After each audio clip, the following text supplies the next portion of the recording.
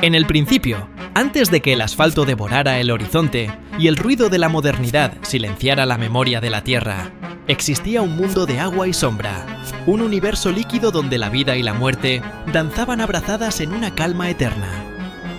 Aquí, en el ombligo de la luna, en este valle sagrado, donde las montañas tocan el cielo con dedos de nieve y fuego, el tiempo no transcurría como lo conocemos hoy, marcado por las manecillas frenéticas de un reloj o el pulso digital de la urgencia.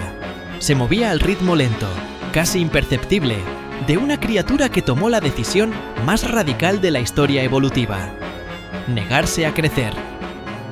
En la profundidad insondable de los canales de Xochimilco, entre el lodo ancestral cargado de siglos y el susurro constante de los lirios que beben la luz, habita un dios que prefirió el exilio acuático antes que la inmolación.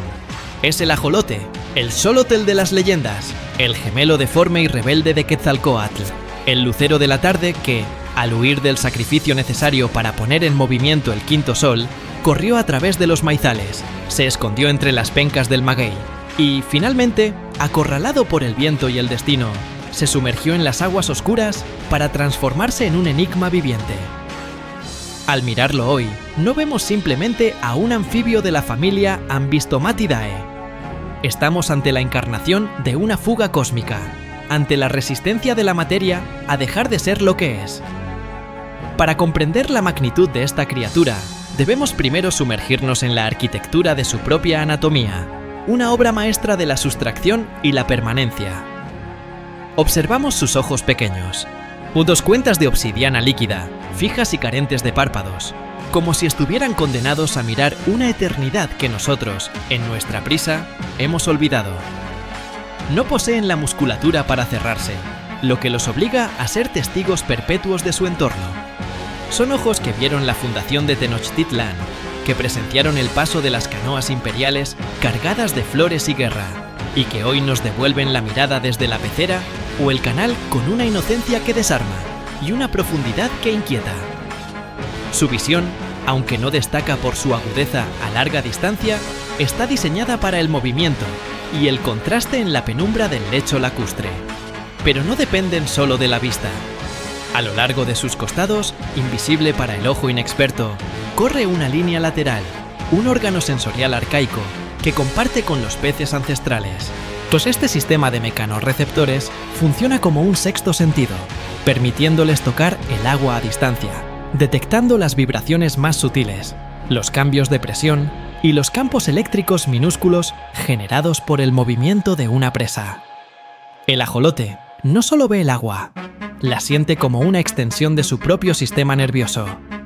Su rostro, marcado por esa sonrisa perenne, una curva suave y ancha que parece burlarse con ternura de la tragedia del mundo, es el frontispicio de un misterio biológico que desafía todas las leyes de la física de la vida.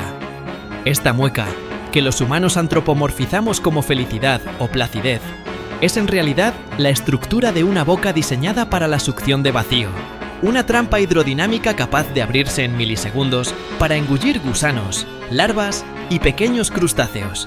Sin embargo, nos es imposible no proyectar nuestras propias emociones en esa cara ancha y plana. Es el rostro de un Buda acuático que ha alcanzado el nirvana negándose a salir del útero de la naturaleza. Mientras el resto de la creación obedece el mandato imperativo de la maduración, mientras las ranas pierden sus colas y los insectos rompen sus crisálidas para enfrentar la dureza del aire, el ajolote se mantiene firme en su infancia, abrazando la neotenia como un estandarte de libertad. Este fenómeno no es un accidente, sino una estrategia evolutiva de alto riesgo y alta recompensa. En términos biológicos, el ajolote posee una glándula tiroides que, aunque funcional, no libera las hormonas necesarias para desencadenar la metamorfosis de manera natural. Es como tener la llave de la madurez, pero negarse a girarla en la cerradura. Al hacerlo, se evita el gasto energético colosal de transformar su cuerpo y retiene la ventaja de vivir en el agua, un medio que, históricamente en el Valle de México, era estable, rico en alimento y libre de las fluctuaciones térmicas extremas de la superficie. Se aferra a su estado larval con una voluntad que roza lo místico, conservando sus 3 pares de branquias externas, como plumas carmesíes o coronas de coral que ondulan hipnóticamente en la corriente. Estas estructuras, ramificadas como árboles de sangre expuesta, no son meros adornos estéticos. Son maravillas de la ingeniería natural, árboles vasculares donde la sangre fluye en una intimidad casi obscena con el agua. La barrera entre el torrente sanguíneo del animal y el líquido exterior es tan delgada que el intercambio gaseoso ocurre con una eficiencia brutal. Cada aleteo de esas branquias es un suspiro visible, una respiración externa que nos recuerda la fragilidad y la belleza de depender absolutamente del medio que nos rodea. Cuando el oxígeno escasea, el ajolote sacude estas plumas con mayor vigor, creando microcorrientes que renuevan el agua a su alrededor. Una danza de supervivencia que ha perfeccionado a lo largo de millones de años. No es solo un animal, es una pausa deliberada en la línea del tiempo. Un ser que respira a través de una trinidad de sistemas: piel, pulmones y branquias, demostrando una flexibilidad vital que roza lo imposible. Su piel, suave y permeable, es un lienzo sensible que lee la química del agua, un órgano del tacto total que le permite sentir la presencia de una presa o el cambio de temperatura con la precisión de un sismógrafo. Si a diferencia de los reptiles o peces con escamas, el ajolote está desnudo ante el mundo. Esta desnudez lo hace increíblemente receptivo, pero también trágicamente vulnerable a cualquier contaminante. Su piel secreta un mucus protector, una capa babosa que actúa como primera línea de defensa contra bacterias y parásitos, manteniendo su cuerpo húmedo y resbaladizo, difícil de capturar. Esta criatura, que parece un dibujo trazado por la imaginación febril de un niño o la pluma surrealista de un poeta, es en realidad un sobreviviente de la era del Pleistoceno, un fósil viviente que ha visto imperios de piedra y oro alzarse hasta tocar el sol y luego derrumbarse en el polvo. Todo ello desde la seguridad silenciosa de su lecho de fango. Los ajolotes vienen en una variedad de colores que son, en sí mismos, una lección de genética. El tipo silvestre, el que verdaderamente camufla con el fondo lodoso de Xochimilco, es de un color oscuro, verduzco o pardo, salpicado de manchas negras y doradas como un cielo estrellado invertido. Pero en la cautividad y en la imaginación popular, reina el ajolote leucístico. Ese ser rosado de ojos negros, o el albino dorado, criaturas que parecen hechas de luz y carne pálida. Estos morphs de color son recesivos, anomalías hermosas que en la naturaleza serían faros para los depredadores, pero que en los laboratorios y peceras se han convertido en la imagen icónica de la especie. El sistema lacustre, que una vez cubrió el Valle de México, era un océano interior de magnificencia incomparable, una red de vida que conectaba lagos de agua dulce y salada. Zumpango, Saltocán, Texcoco, Tirchalco y Xochimilco, creando un paraíso hidrológico donde el ajolote era el soberano absoluto. Este Anáhuac, el lugar rodeado de agua, era el escenario de una biodiversidad explosiva.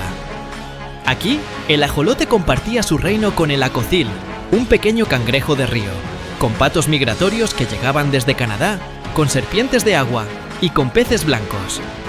Se movía entre las sombras de las chinampas, esas islas flotantes inventadas por el ingenio agrícola de los antiguos mexicanos. Estas estructuras no eran simple tierra sobre agua, eran, y son, un sistema de bioingeniería avanzado, capas de lodo rico en materia orgánica extraído del fondo del lago, sostenidas por un tejido de varas y raíces de ahuejote. El ahuejote, Salix bonplandiana, el viejo del agua, es el compañero inseparable del ajolote. Estos sauces nativos, plantados en las orillas de las chinampas, extienden sus raíces hacia el agua, formando una red densa y protectora, una jaula submarina que evita que la tierra se desmorone y que, crucialmente, sirve de refugio y guardería para los ajolotes. Entre estas raíces sumergidas, en la penumbra fresca, el ajolote encontraba el lugar perfecto para adherir sus huevos gelatinosos y esconderse de las garzas. En ese entonces, el agua era transparente, un espejo del cielo donde las nubes y las montañas se duplicaban, y el ajolote, el monstruo de agua, en su etimología náhuatl, atlele, agua, ixolotl, perro o monstruo, era el guardián de ese inframundo fértil. Era el depredador tope de su microcosmos, el león de la sabana sumergida, manteniendo el equilibrio entre insectos, crustáceos y la salud misma del humedal. Pero su verdadera magia, aquella que hoy mantiene en vilo a los laboratorios más avanzados y costosos del planeta, desde los centros de genómica en la Ciudad de México hasta los institutos de medicina regenerativa en Harvard, Viena y Tokio, reside en su capacidad casi divina de reconstruirse a sí mismo. No estamos hablando simplemente de curar una herida superficial. Imaginemos por un instante un cuerpo que no conoce la derrota de la cicatriz, una biología que ha borrado la palabra irreversible de su vocabulario celular. Si un ajolote pierde una extremidad en un combate territorial o por el ataque de un depredador, no se resigna a la pérdida. Si le arrancan un trozo de su corazón, hasta un tercio del ventrículo, el órgano sigue latiendo y se repara sin dejar tejido fibroso que impida su función. Si se daña su médula espinal, una lesión que en mamíferos significa parálisis permanente, el ajolote reconecta los cables neuronales. Incluso, y esto es lo que roza la ciencia ficción, puede regenerar partes de su cerebro anterior. El proceso es una sinfonía de señales bioquímicas y movilización celular coreografiada con precisión molecular. Apenas se produce la herida, la sangre coagula para detener la hemorragia de inmediato. Pero entonces ocurre la divergencia crítica con la biología humana. En lugar de activar una respuesta inflamatoria masiva que conduzca a una cicatriz fibrosa, colágeno desordenado que sella pero no funciona, las células de la epidermis migran rápidamente para cubrir el corte en menos de 24 horas, formando lo que la ciencia llama el casquete apical epidérmico. Este casquete es el director de orquesta, que os envía señales químicas hacia el interior del muñón, ordenando a los tejidos subyacentes que cambien su destino. Bajo esta cúpula protectora ocurre el milagro de la desdiferenciación. Las células adultas y especializadas, células de hueso, de músculo, de cartílago, de nervio, olvidan temporalmente su identidad, retroceden en su reloj biológico. Dejan de ser hueso o músculo para convertirse en células progenitoras, un estado muy similar al de las células madre embrionarias. Se forma entonces el blastema, un brote de potencial puro, una masa cónica de materia viva translúcida lista para ser moldeada de nuevo. Y desde ese caos creativo, el ajolote vuelve a tejer su propio cuerpo. El blastema comienza a crecer y a rediferenciarse. Célula a célula, el tejido se organiza espacialmente siguiendo ejes invisibles de coordenadas biológicas. Los huesos se calcifican en el orden correcto: húmero, radio, cúbito, falanges. Los nervios encuentran sus caminos originales como raíces buscando agua, y los vasos sanguíneos irrigan la nueva carne hasta que la extremidad es una réplica exacta de la perdida, funcional y perfecta, sin rastro del trauma pasado. Todo esto ocurre en cuestión de semanas o meses, dependiendo del tamaño del animal.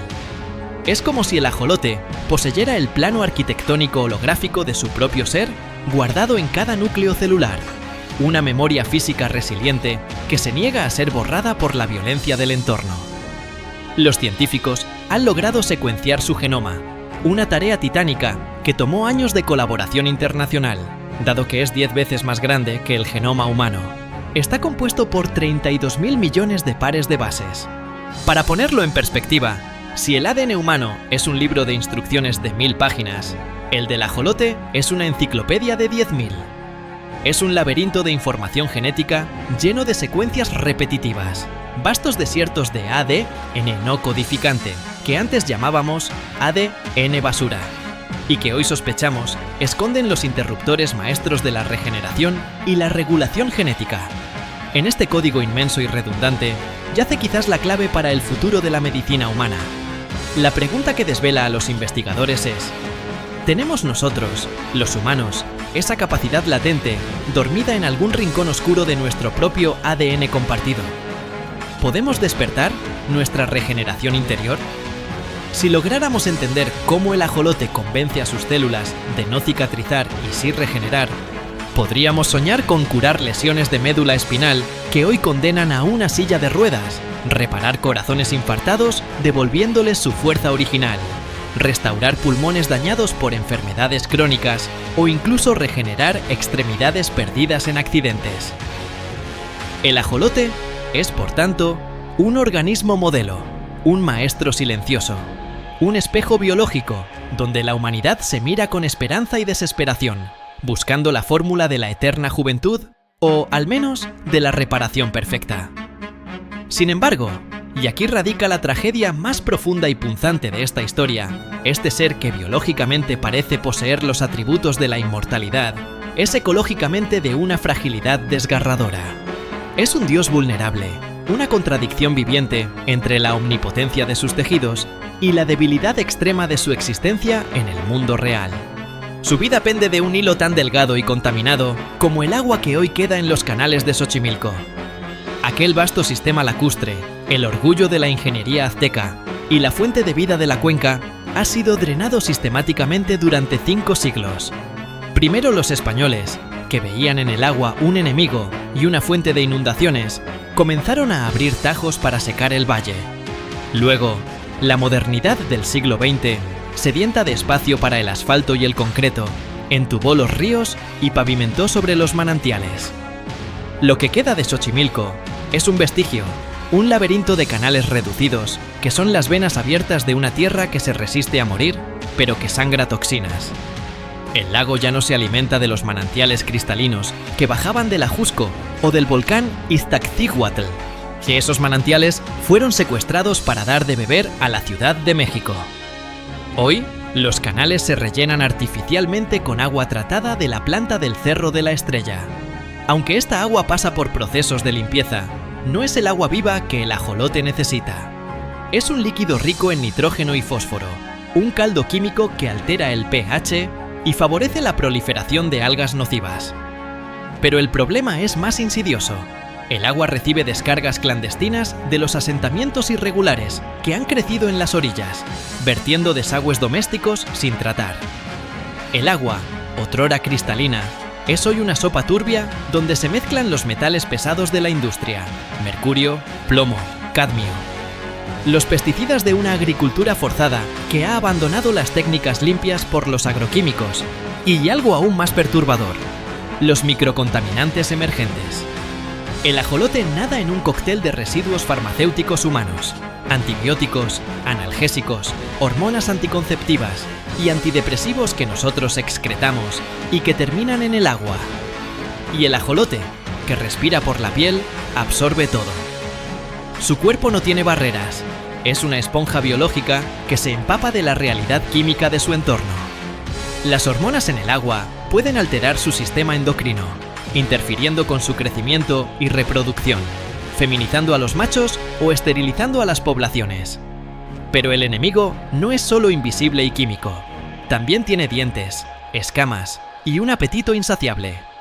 En las décadas de 1970 y 1980, en un intento gubernamental miope por fomentar la pesca y combatir el hambre local, se introdujeron en los canales especies exóticas como la tilapia africana, Oreochromis niloticus, y la carpa asiática, Cyprinus carpio. La intención era buena, el resultado fue catastrófico. Estos peces son tanques biológicos, diseñados por la evolución para resistir condiciones adversas y conquistar nichos ecológicos. Se han convertido en los verdugos implacables del ajolote. La carpa es una máquina de dragado. Tiene el hábito de alimentarse en el fondo, removiendo el lodo y arrancando las raíces de las plantas acuáticas donde el ajolote pone sus huevos. Al hacerlo, no solo destruye los nidos, sino que enturbia el agua permanentemente, levantando sedimentos que impiden que la luz solar llegue al fondo, matando la vegetación sumergida y reduciendo los niveles de oxígeno. La tilapia, por su parte, es un depredador voraz y agresivo, que caza activamente a los juveniles de ajolote y devora sus puestas de huevos. Es una guerra asimétrica y cruel. El dios antiguo, lento, pacífico y de piel suave, contra invasores rápidos, acorazados con escamas y espinas, que se reproducen por millones. En este campo de batalla envenenado, el ajolote no tiene dónde esconderse. Los censos realizados por la Universidad Nacional Autónoma de México, UNAM, y otras instituciones son alarmantes. Gritos estadísticos de auxilio que deberían helarnos la sangre. En 1998, el primer gran censo contó 6.000 ajolotes por kilómetro cuadrado. Era una población saludable y vibrante. Para 2003, la cifra había caído a 1.000. En 2008 solo quedaban 100. Hoy, los investigadores luchan por encontrar uno solo en días de búsqueda intensiva, utilizando redes y sensores de ADTANT N ambiental, estimando que quedan menos de 35 individuos por kilómetro cuadrado en estado salvaje. Estamos presenciando el parpadeo final de una especie, el momento exacto en que la vela se apaga. La extinción del ajolote en libertad no sería solo la pérdida de una especie más en la lista roja de la IUCN. Sería la muerte de un símbolo cultural, el borrado de una parte esencial de la identidad mexicana y la pérdida de un acervo genético único en el universo. Sería como quemar una biblioteca que contiene libros que aún no hemos aprendido a leer. El ajolote también ha permeado la cultura y el arte, convirtiéndose en una metáfora de la identidad mexicana.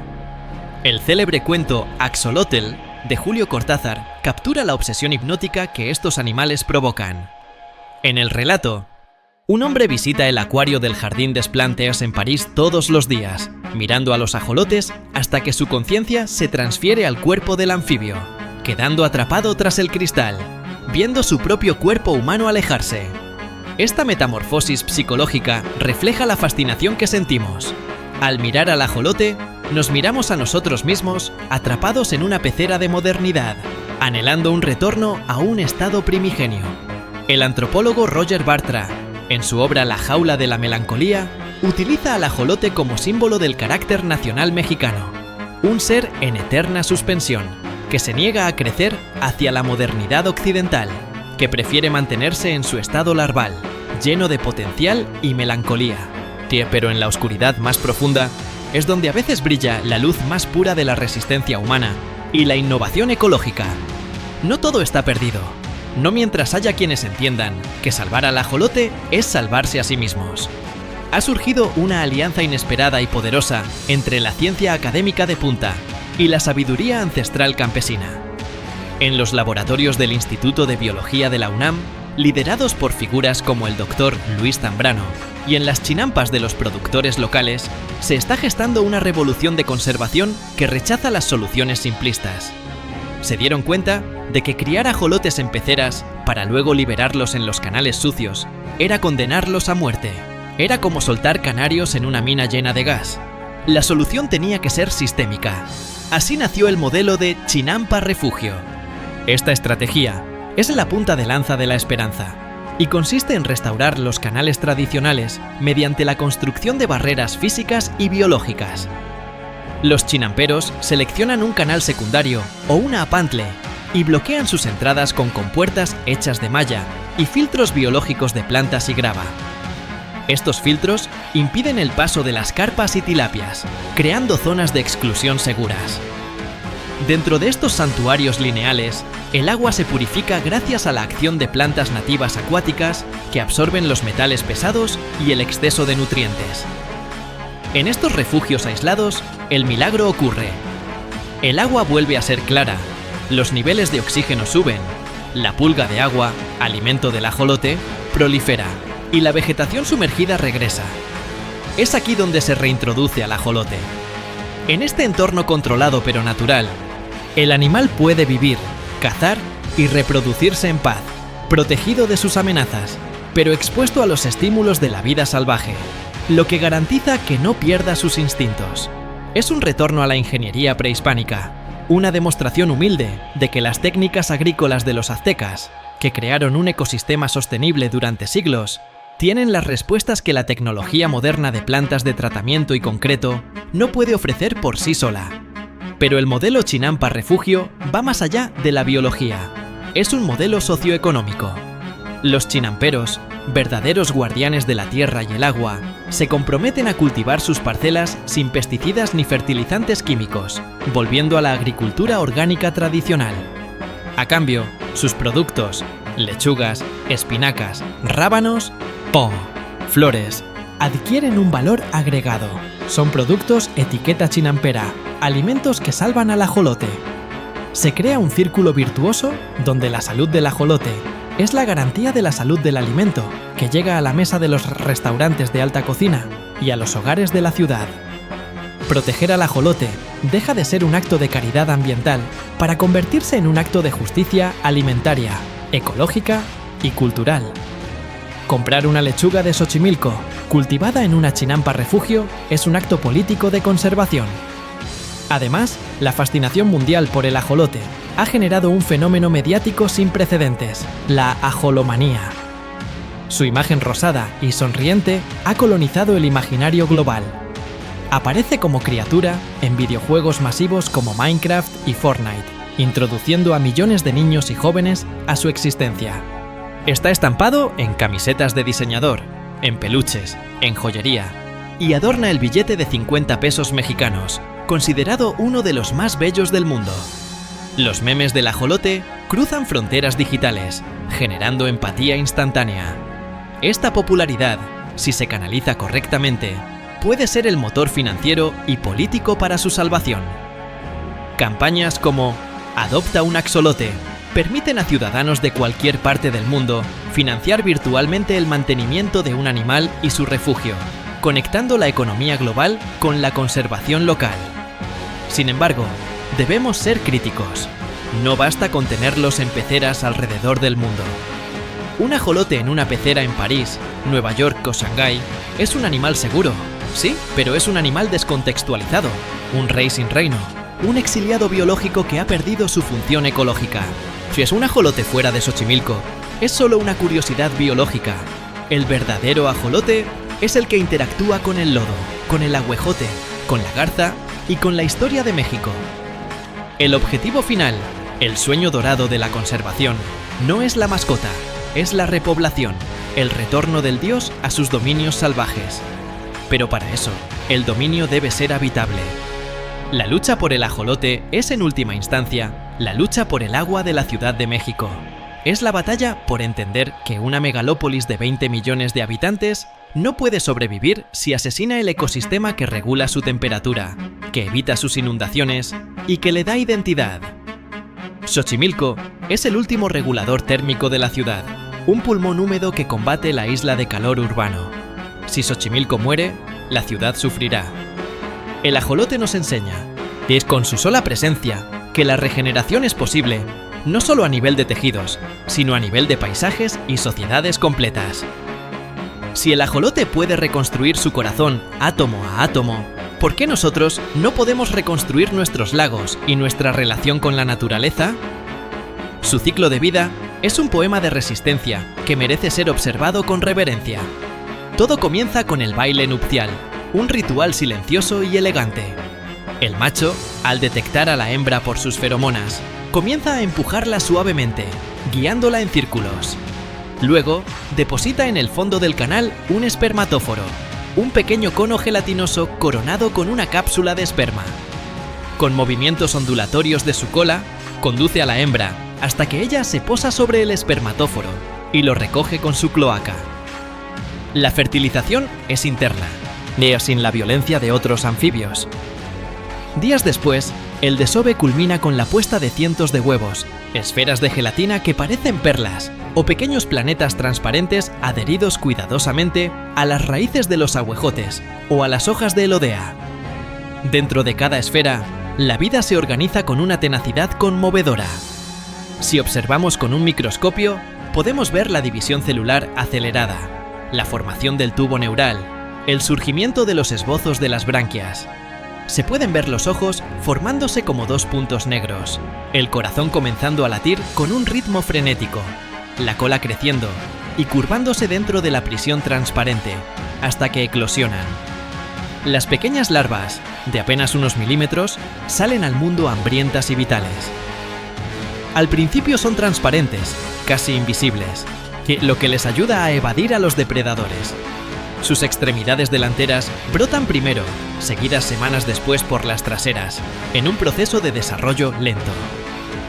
Mantener este ciclo girando Asegurar que haya raíces limpias para los huevos y agua rica en zooplancton para las larvas es nuestra responsabilidad ética ineludible. Al caer la noche en Xochimilco, la atmósfera cambia.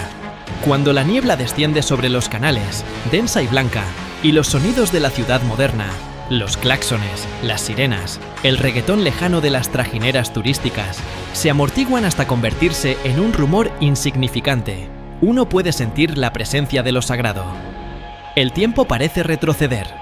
El ajolote sigue nadando, sigue sonriendo, y mientras él resista, nosotros tenemos la obligación de luchar a su lado.